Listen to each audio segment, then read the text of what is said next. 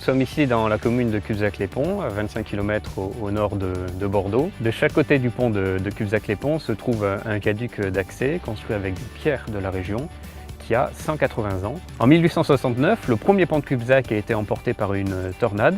Il a été ensuite fait appel à Gustave Eiffel qui a construit le pont actuel. Mais ironie de l'histoire, en 1944, durant l'occupation, des bombardements allemands ont détruit ce pont à 2 endroits. Les établissements de la région ont fait appel à Jacques Eiffel, qui est le petit-fils de Gustave Eiffel, le constructeur du premier pont.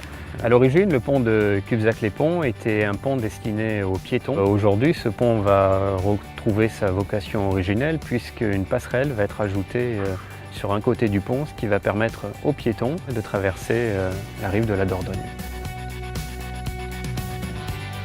Donc l'enjeu du chantier en termes de patrimoine, le pont Eiffel, c'est un ouvrage qui est essentiel pour le trafic local. Hors autoroute, c'est le seul franchissement dans un rayon de 50 km. On se retrouve à travailler sur un ouvrage ancien avec ses défauts. On est sur un type de chantier qui n'est pas habituel et qui nécessite d'avoir de multiples compétences, puisque à la fois on vient faire des travaux de renforcement sous œuvre, de fondation, des travaux de génie civil, des travaux de maçonnerie. On est là pour le pérenniser, ce qui présente des signes de faiblesse, et on est aussi là pour le mettre en valeur quelque part en lui accolant une passerelle piéton-cycliste, mais tout en préservant son aspect.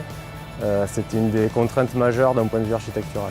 La nature des travaux que nous réalisons sont portés sur 2 phases. Première phase, la réhabilitation des 2 viaducs maçonnés, avec des changements de pierre, une consolidation de la pile culée côté rive droite. La deuxième grande phase, c'est la réalisation d'une piste cyclable piétonne accrochée par encorbellement. Au-delà de NGEGC, il y a plusieurs filiales du groupe qui ont participé, notamment Sud Fondation pour les renforcements sous œuvre avec les micro-pieux. Il y a aussi Gentoli qui va intervenir prochainement avec la filiale Sora pour réaliser les enrobés. Agilis qui est là pour les signalisations temporaires, sautes de chantier. Donc une nouvelle fois, c'est aussi le multimétier NGE qui est à l'œuvre.